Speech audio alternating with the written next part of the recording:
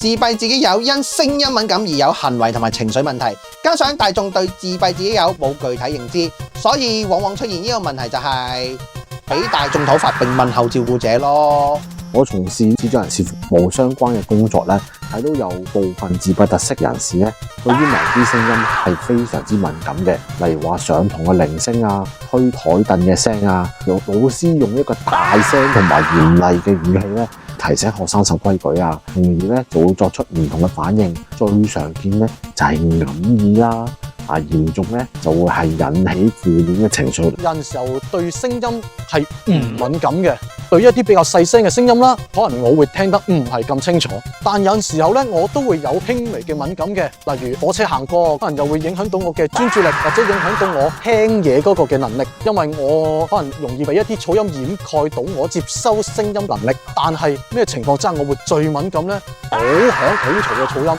裝修，我會點樣去處理呢個問題呢？